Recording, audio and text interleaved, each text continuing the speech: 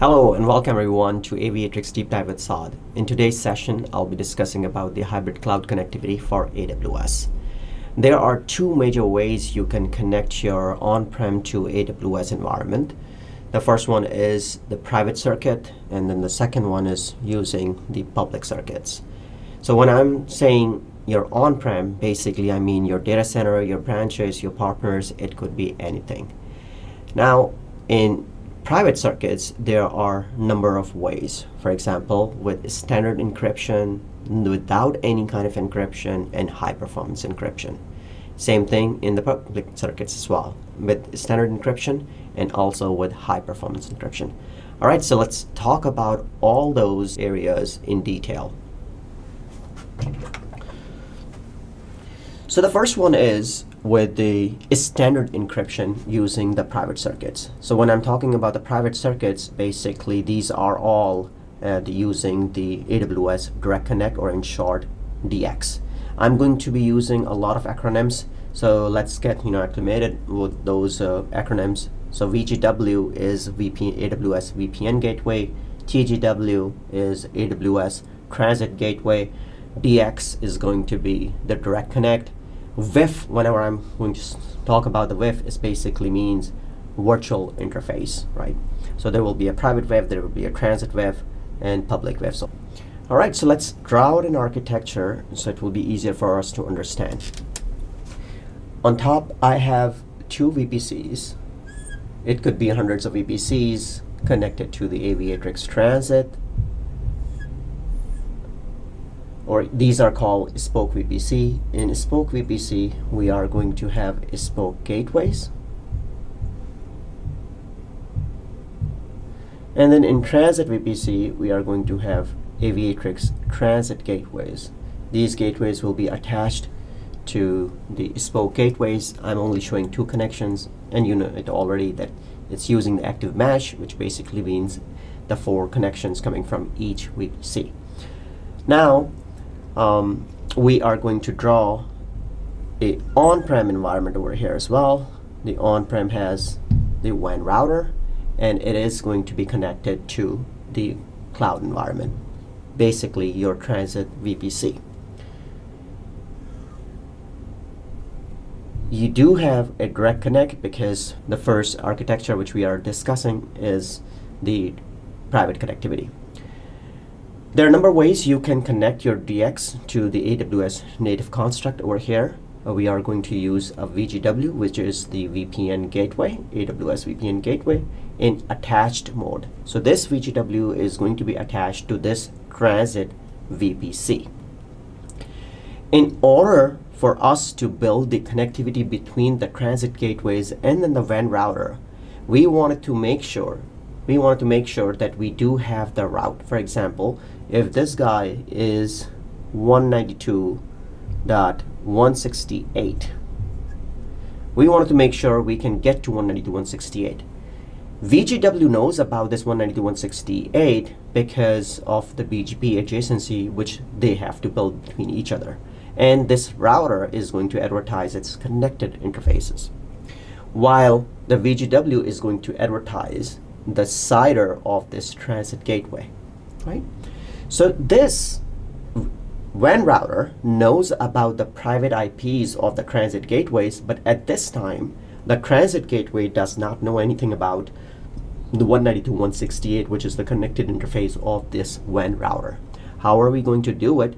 We wanted to make sure that the route propagation must be enabled for the routing table attached to the Aviatrix Transit. Once you have it, then what VGW is going to do, VGW is going to receive the 192.168 route using the BGP, and then it's going to propagate into the routing table of the transit gateways too. Once the transit gateway has that, then you can create the IPsec connectivity from on-prem. So your architecture is now going to look like this, with the overlays built from your transit gateways over to the WAN router here. Now, if you're advertising hundreds or thousands of routes, then the limitation of the VGW, which it cannot receive more than 100 BGP routes, is going to be completely eliminated, and now you can send all the routes directly from on-prem to the transit gateway, and transit gateway is going to advertise the routes back over to the spoke gateways. Now the question is, how about if the on-prem is sending RFC 1918 or maybe non-RFC 1918 routes? RFC 1918 routes should not be any concern because Aviatrix Transit Gateway receives all those routes over here and they advertise all the routes to the spoke gateways. By the way, this connectivity, this overlay is going to be on IPsec, and then you are also running BGP over here, right? So Aviatrix Transit Gateways are going to receive all the BGP routes, hundreds or thousands of routes over here. But what Aviatrix controller is going to do is going to actually program all the routes in the spoke using our SD routing, which is the software defined routing. If these are non-RFC 1918 routes, at that point, Aviatrix controller is going to touch the routing tables of the spoke gateways over here and also program those non-RFC 1918 route, because RFC 1918 summary, it already configured it at the time of the attachment between the spoke gateways and the transit gateway. One good thing about this architecture is it does not require any transit WIF, which is not very easy to get, right? And also this connectivity, since this is a DX, we are using it using the private IPs.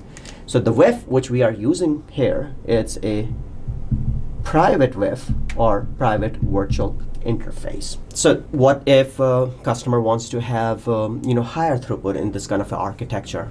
At that point, what you can do is you can create some more connections over here like this. But again, remember, if you wanted to have like higher throughput, then you have to manage all these IPsec connectivity in on-prem world, right? From the cloud, Aviatrix controller will take care of all this thing. Typically, in on-prem world, you're not going to have one router. You can have two routers, and the architecture is going to look exactly the same. What you have to do at that point is just going to add one more router, and then you can have all the back-to-back connections to the transit gateways too. Sometimes a customer says, by the way, it looks good. I really have a DX of 10 gig, but I have multiple environments over here. So I need some segmentation. So this could be segment 1. This could be your segment 2. When you actually create these connections from transit gateway over to the on-prem, then you can just place them in a separate segment. And then all these environments will be automatically segregated for you. So let's talk about the second scenario. In this second scenario is pretty much the same thing. This time, what customer requires, or customer says, hey, by the way, my provider is not providing me the DX and the private WIF without a DX gateway, or I'm already using it, so I need to just have the DX gateway inserted in there too. So DX gateway is a direct connect gateway, again in AWS native construct. So at that point, the entire architecture, everything is going to remain exactly the same thing. The only difference over here is you are going to use a DX gateway here. Okay. So no change from the Aviatrix perspective, no change in any kind of route advertisements or any of those segmentation. Everything is going to remain pretty much the same way. These are the first criteria where we were just talking about the end-to-end standard encryption. Now let's talk about without end-to-end encryption. So the first one is with the detached VGW. So I'm going to draw a similar architecture. Let's say there are two spokes again.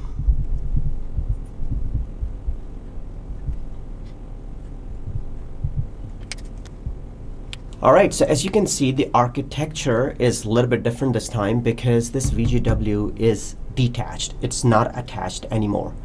So what we have to do from the Aviatrix controller side, we have to create the IPsec connectivity with the VGW or VPN, AWS VPN gateway. From the Aviatrix perspective, this is the ECMP to the VGW, but VGW in return does not do the ECMP. So your total throughput in this scenario is going to be 1.25 gig. So if your DX is 1 gig, then you have no concern. But I mean, if you are looking for more than that, then this architecture might not work in your scenario. So just beware of this thing. And also, here, since you are sending all the routes to the VGW, if you require more than 100 BGP routes, then there is going to be, again, another limitation for you. Another architecture is with the Aviatrix Transit, like the one I'm showing you over here, but this time it is going to be with the managed TGW or AWS Transit Gateway. So let me erase a few things and then draw it again.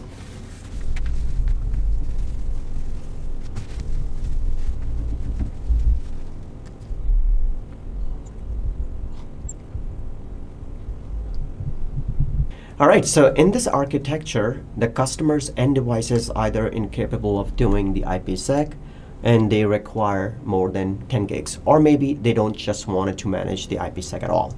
So it's entirely Aviatrix Transit architecture, and then this TGW or Transit Gateway, AWS Transit Gateway, is actually managed by Aviatrix, which basically means you go to the Aviatrix controller and then deploy AWS Transit Gateway. You need a DX gateway over here, which is AWS Direct Connect Gateway. What happens in this scenario, you're on-prem, you advertise routes from on-prem, DX gateway is going to receive it, then TGW. So basically over here, you are going to face some limitations of same, the native routing limitations. If you require more than 100 BGP routes, then this architecture again might not work for you. So what's going to happen, the TGW is going to receive the route, and then Aviatrix is going to attach this transit VPC like a TGW attachment. So there is no throughput limitations over here. If you are sending less routes, then this architecture is going to work for you. Okay, and without any kind of bandwidth limitations over here. Let's suppose this is a 10 gig link, then you are going to get all the 10 gig throughput up till here. So up till here, this is unencrypted, and over here, everything is going to be encrypted. So on-prem advertises all the routes, TGW receives it, Aviatrix pulls the routes, and then put them into the Aviatrix Transit Gateways, and then Aviatrix controller also put the routes into the Aviatrix Spoke Gateways as well. And if some of the routes are non-RFC 1918, then Aviatrix controller is going to program the Spoke routing tables also. One thing you also have to remember over here, if you wanted to advertise more routes to the on-prem, then more than 20 basically, then you really have to consider that this architecture might not work for you. Because over here, in this kind of architecture, when you are using the Transit Web, AWS Transit Gateway, and then DX Gateway, you can only advertise 20 routes from north to south. So basically what you have to do a lot of route summarization. If you don't want to do this thing, then again, this architecture might not work for you. Another architecture is when your end customer says that, hey, I need about 10 gig or more throughput in your environment. I'm going to access some of the services which you provide, but I'm going to bring my own TGW at that point. So for Aviatrix perspective, that TGW becomes an unmanaged TGW at that point, right? So in this architecture, when this TGW becomes unmanaged for us,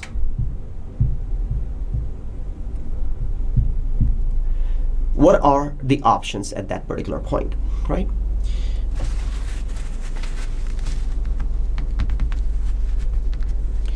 So everything remains pretty much the same. The only thing at that point is going to be you are going to run, back-to-back connections over here.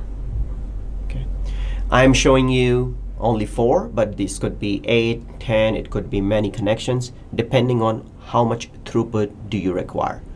All the other limitations are going to, stays the same, 20 routes from, north to south, and then you cannot send more than 100 BGP routes over here in this design too. Okay, by the way, there are many architectures that might require you not to connect to the transit VPCs, but TGW and IPsec directly to the spoke. for scalability and for other design scenarios where you might need to do it. So Aviatrix completely supports that thing, and you can build the IPsec with BGP to the spoke gateways as well. This architecture is also not end-to-end encrypted. Up till here, things are not encrypted, and after that, everything else is going to be encrypted, right? Some of them are, some of them could be high performance, some of them could be just a standard encryption. Just remember that fact as well. The next architecture is going to be, again, without end-to-end encryption. And then this one is when customer is using our AWS TGW orchestration. So they have an architecture like this. They have, actually no, there are no Aviatrix spoke gateways here. They have just VPCs, and they are using TGW. Attach the TGW over here. They're using the FireNet. These are the FireNet gateways, and these are firewalls. Okay, and we do have Aviatrix Edge over here as well, right? So this particular VPC is going to be called as Edge VPC, and then it's going to be attached to the AWS TGW the way we showed it previously as well. And your on-prem is going to be connected using the DX, this time again to attached VGW like that. And then from there, what you can do, you can build the IPsec connectivity like this. The on-prem routers could be one router or two routers for redundancy purposes. Everything else, what we discussed from here to here, going to remain the same. You have to remember you are going to use the attached VGW. You are advertising the connected interface, and then VGW is going to advertise the transit VPC CIDR, and then you have to make sure that the route propagation is going to be enabled for the transit gateways, which are over here in the Edge VPC routing table, right? So it can build the overlays with that.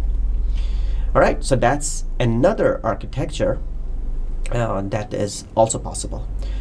In this architecture, since the VGW is going to receive only one or two routes over here, depending on what kind of routes you're advertising, so there is no 100 BGP route limitations in this scenario either. What about if the customer says, hey, I really cannot afford to have any type of IPsec connectivity, right? My devices are either not IPsec capable, but I still need 10 gigs of connectivity, or actually higher throughput in that scenario. But I really don't care about the encryption. At that point, what you can do, let me erase this thing. So at this point, what you can do, you can use GRE. So GRE becomes your friend at this point. So you have Aviatrix transit architecture with the spokes and transit. And then on-prem world, you have a DX attached to the VGW over here. And then this time, what you are doing, you are basically creating a GRE. So these are GRE tunnels. Higher throughput, but there is no encryption over here, right? So you can have, up to 10 gigs of throughput. The routes would be advertised again over here. You have to enable the route propagation, and then this is again going to be a DX in this scenario, or direct connect. Okay. So multiple options. Again, this architecture is not end-to-end encrypted. Up till here, you have no encryption, and after that, everything is going to be encrypted, either standard or high performance encrypted. Now let's talk about the high performance encryption, right? Again, over the private links.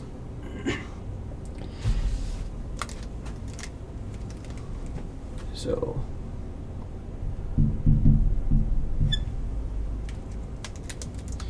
So the architecture is going to be Aviatrix Transit. On top, these are spoke gateways. Here we have transit gateways. There could be firewalls over here. It could be transit firenet. And then we do have the on-prem environment with the DX, and then it is going to be attached to the attached VGW. So this is DX. And then on-prem, we are going to have Aviatrix edge devices. These are software appliances which can be deployed on the hypervisor.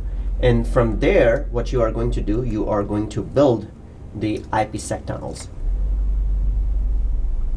So you are going to build n number of IPsec tunnels in a completely meshed manner, right?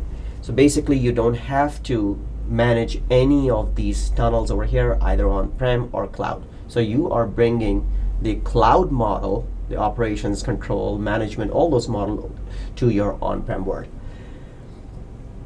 So connectivity perspective, definitely you are going to connect your spokes to the transit as well. And now you can see this could be 10 gig plus connectivity in this scenario as well. Okay. There are Edge is going to send all the routes, the on-prem routes, to the transit, and depending on version of the Edge, whether it's the Edge 1.0 or 2.0, you can either send the BGP over here, or this could be either BGP, or it could be your SD routing over here, or software-defined routing, all the way to the transit, and from transit to the spokes. All the rules remains the same. RFC 1918, non-RFC 1918. You are getting much higher throughput over here. You don't have to manage anything. So the last two topics which I'm going to discuss in AWS hybrid cloud connectivity is over the public circuits. So let me erase this and come back. All right, so let's discuss the next architecture, which is the standard encryption over public circuit, which basically means the internet. You have Aviatrix spoke,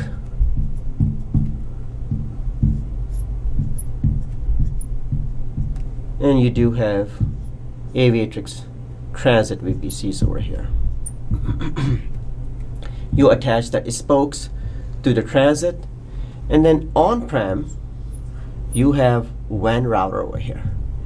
Here you have internet,